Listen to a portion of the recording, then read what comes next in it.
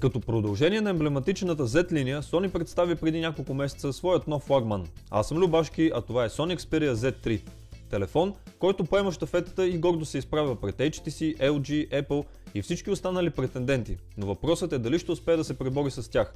Това, честно казано, не е въпрос, на който може да отговорим лесно, защото съперниците на японците не са за подценяване, а Xperia Z3, честно казано, не идва с кой знае колко грандиозни промени.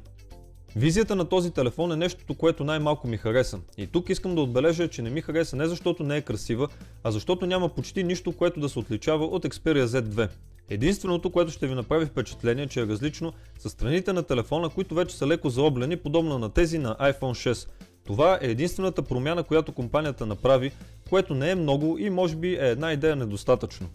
Като изключим това, телефонът изглежда страхотно. Визията на Sony винаги се е откорявала със стил и елегантност. И заработен изцяло от метал и стъкло, което е допълнително закалено, за да не се драска, Sony Xperia Z3 влиза в челната класация за най-красив телефон за отминалата година.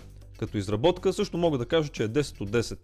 Sony Xperia Z3 е един от малкото телефони, които са и водоустойчиви на всичкото отгоре. Именно моделите от тази линия бяха едни от първите смартфони, които представиха такава екстра, но не знам доколко и на каква група от потребители ще е от полза. Може би за хора, които често пътуват или плуват, ще влезне в употреба. Z3 отново има 5,2 инчов 3-luminous IPS дисплей с Full HD резолюция. Изглежда ще почакаме още няколко месеца, за да видим 2K мобилен дисплей от японската компания.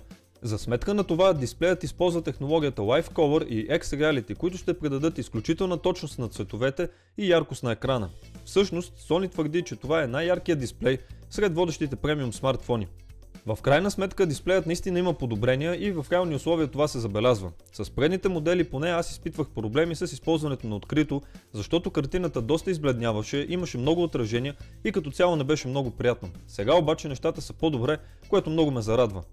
Финално, докато сме на темата за визията, искам да отбележа, че този перфектно изработен корпус от стъкло има един недостатък, който в някои моменти може да ви коства телефона.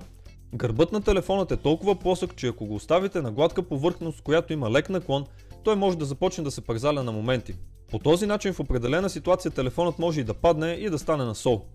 Sony Xperia Z3 бе обявен във време, в което нямаше как да бъде пуснат директно с Lollipop и поради тази причина версията на операционната система бе възможно най-новата за времето си. Разбира се, като водещ модел на Sony той ще получи 5.0 по някое време.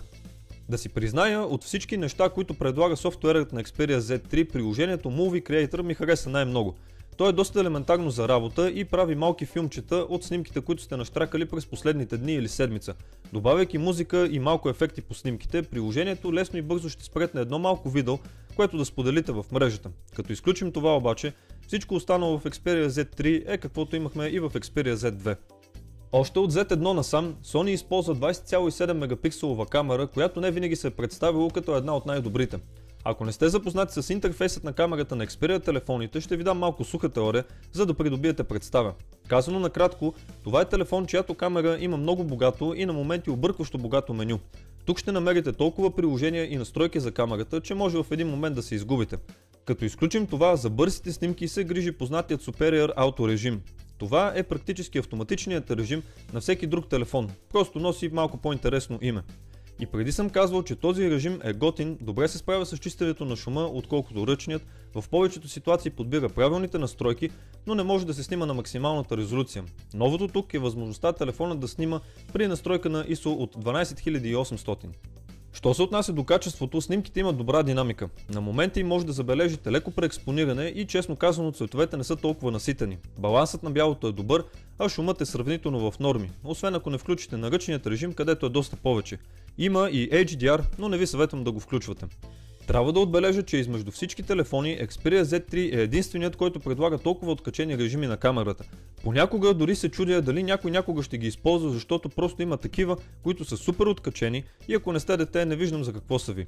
От всички ще отбележа само тези, които на мен ми направиха впечатление, а именно мултикамера, TimeShift видео и лайвстримът в YouTube. Както и очаквате, когато стане дума за хардуер, японците няма да спестят ресурси. Snapdragon 801 чипсет с 4-ядрен Cry 400 процесор на 2,5 ГГц, Adreno 330 за графиките и 3 ГБ RAM е хардуерната конфигурация, която се грижи за работата на Xperia Z3. Ако държите на цифрите, този телефон не чупи рекордите на бенчмарк тестовете и вероятно никога няма да видите най-висок резултат именно от него. Ако цифрите обаче не са толкова голям критерий, мога да кажа, че смартфонът има едно отлично представяне при нормалните дневни задължения. Тук е моментът, в който искам да поговоря малко и за батерията. Тя е 3100 мАh, което е малко по-малко от предният модел, но не толкова, че да намали живота драстично.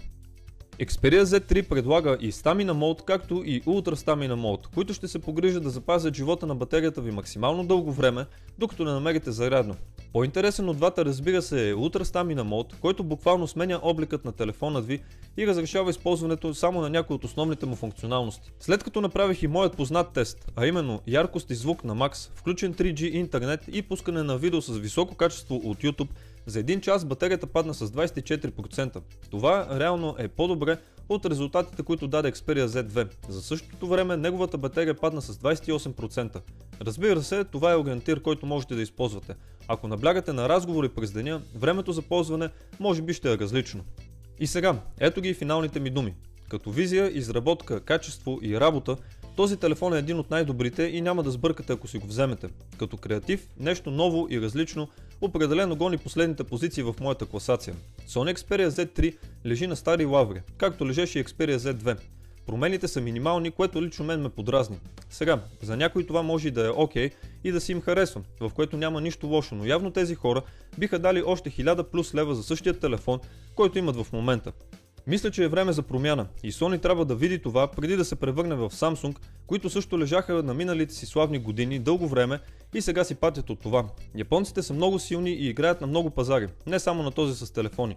Правят много добри продукти, които са супер премиум, но забравят, че нововъведенията са нещо, което кара хората да купуват. Всяко нещо, което е ново и е интересно, и мен би ме накарало да си купя даден продукт. За сега обаче аз не бих скочил на Xperia Z3. Поне не и докато не видя Xperia Z4, за който искрено се надявам да внесе малко свежест в иначе готината линия телефони. За повече информация относно този телефон можете да посетите сайтът на EMAG.